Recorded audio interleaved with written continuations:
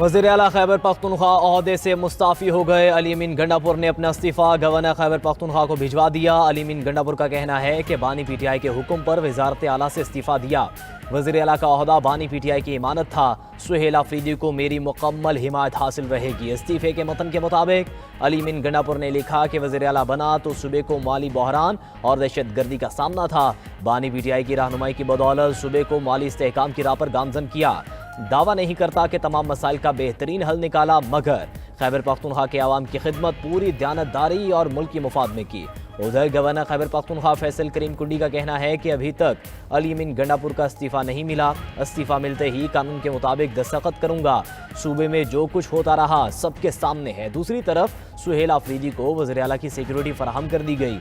बानी पीटीआई के कारकुनों का सुहेल आफरीदी की रहायशगाह पर रश। कारकुन नामजद वज़ीर आला खैबर पख्तूनख्वा के साथ सेल्फियां लेते रहे। हामियों का बाब खैबर पर जश्न, आतिशबाजी का मुजाहरा किया।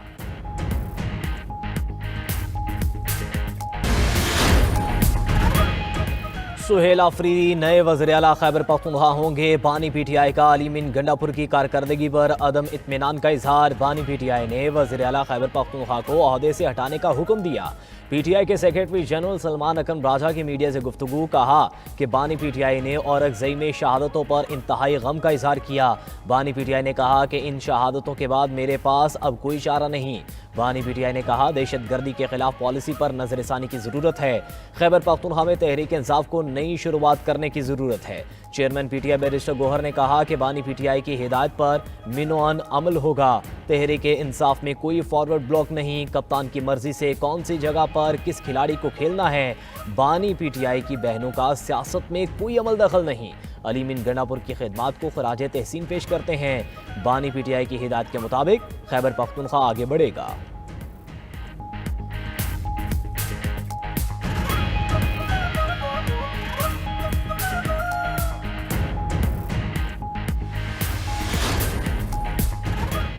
वफाकी हुकूमत की इत्तेहादी जमात पीपल्स पार्टी को मनाने की कोशिशें तेज। मुस्लिम लीग नून का हुकूमती वफ्द नवाब शाह सदर आसिफ अली जरदारी की रिहाइशगाह पहुँच गया।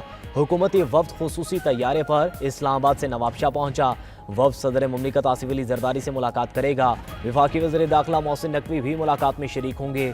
स्पीकर कौमी असम्बली सरदार यासादी की सरबराही में हुकूमती वफ्द नवाब शाह रवाना हुआ। वज़ीर आज़म शहबाज शरीफ ने वफ्द को सदर मुमलिकत से मिलने की हिदायत की थी।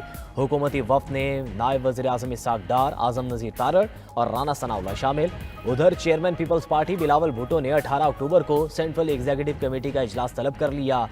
ECC के इजलास में मुल्क की सियासत से मुतल्लिक़ अहम फैसले होंगे। वज़ीर आज़म शहबाज शरीफ से हुकूमती मुज़ाकिराती कमेटी की मुलाकात। वज़ीर आज़म की आज़ाद कश्मीर में मामलात अहसन तरीक़े से हल करने की पज़ीराई। कहा कि कश्मीर में तमाम मामलात खुशअस्लूबी से हल हुए।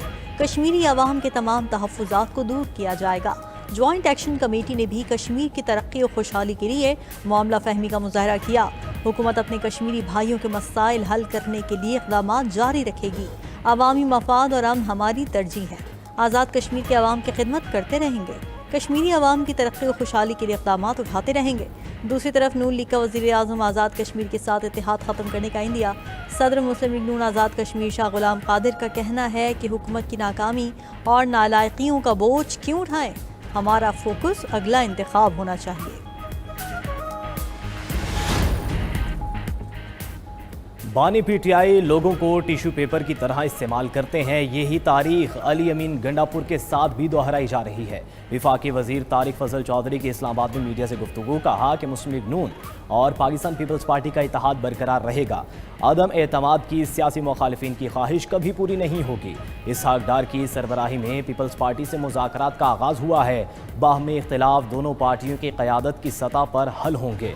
तारिक फजल चौधरी ने मज़ीद कहा कि वज़ीर आज़म आज़ाद कश्मीर को हटाने या अदम एतमाद का फैसला नहीं हुआ।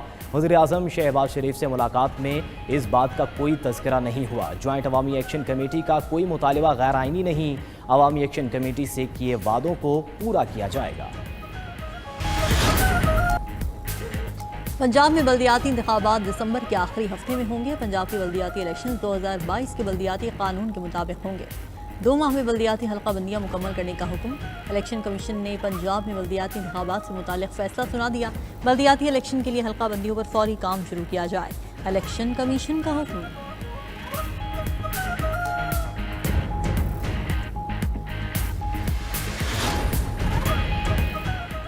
सुप्रीम कोर्ट में 26वीं आईनी तरमीम के खिलाफ दरखास्तों पर समाअत। वकील हामिद खान ने केस में फुल कोर्ट तश्कील देने की इस्तदा कर दी। आईनी बेंच के सरबराह जस्टिस अमीनुद्दीन खान ने रिमार्क्स दिए कि जब तक आइन में तरमीम नहीं होती मौजूदा आइन पर ही इन्हिसार करना होगा। जस्टिस मुसर्रत हलाली ने कहा कि 26वीं आईनी तरमीम ठीक है या गलत, फिलहाल अदालत ने इसे मुअत्तल नहीं किया। आप इस तरमीम को आइन का हिस्सा समझते हैं तभी चैलेंज किया है।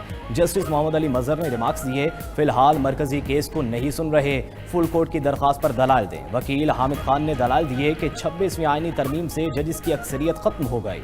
जस्टिस जमाल खान मुंतकिल ने पूछा, एक तरमीम हो चुकी, आप उसे मान रहे हैं या नहीं? हामिद खान ने जवाब दिया कि हम इस तरमीम को नहीं मान रहे। अदालत ने समाअत कल तक मुलतवी कर दी।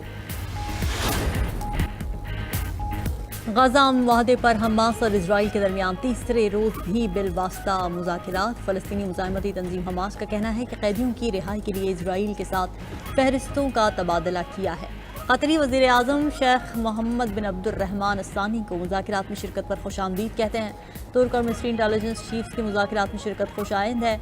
इन ओहदेदारान की शमूलियत मुज़ाकरात को मुस्बत रुख देने के लिए मददगार साबित होगी।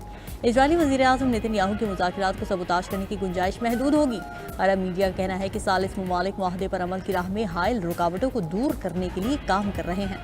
अमरीकी सदर के दामाद जेरेड कुशनर और खुसूसी अर्सी विटकॉफ भी मुज़ाकरात में शिरकत के लिए मिस्र पहुंच गए। दूसरी तरफ मिस्री सदर ने ट्रंप को मुमकिना जंगबंदी पर दस्तखत की तकरीब की दावत दे दी। कहा कि अगर गाजा अमन मुआहदा तय पाया तो मैं अमरीकी सदर को मिस्र पर दस्तखत करने की दावत देता हूँ।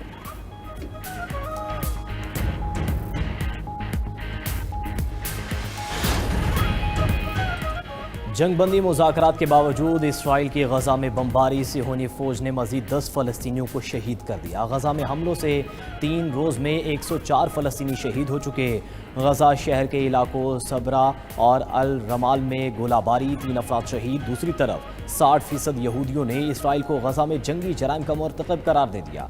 अमरीकी अखबार की रिपोर्ट के मुताबिक 39% यहूदियों ने कहा कि इसराइल नस्लकुशी कर रहा है।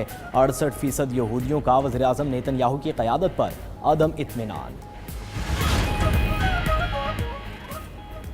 यूक्रेन के 5000 मुरब्बा किलोमीटर इलाके पर कब्जा कर लिया। रूसी सदर का दावा। व्लादिमीर पुतिन ने आला फौजी कमांडर्स से मुलाकात के बाद कहा कि रूसी फौज को मैदान जंग में मुकम्मल बर्तरी हासिल है। यूक्रेनी अफवाज तमाम महाजों पर पीछे हट रही है। यूक्रेन की जानिब से रूस के अंदर गहराई तक हमला करने की कोशिशें जारी हैं।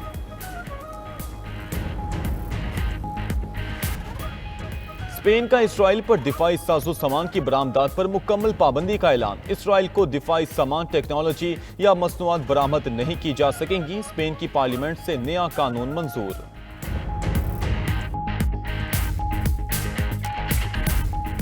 गजा जंगबंदी मुआहदा हफ्ता या इतवार को तय पा सकता है। अमेरिकी सदर डोनाल्ड ट्रंप का दावा। व्हाइट हाउस में खिताब के दौरान कहा कि हमास के साथ मुज़ाकरात अच्छे जा रहे हैं। गजा में जंगबंदी मुआहदे के करीब पहुंच चुके हैं। जंगबंदी मुआहदे में तमाम मुस्लिम और अरब ममालिक शरीक हैं। ट्रंप ने रवा हफ्ते के आखिर में मशरिक वुस्ता का दौरा करने का इंदिया भी दे दिया।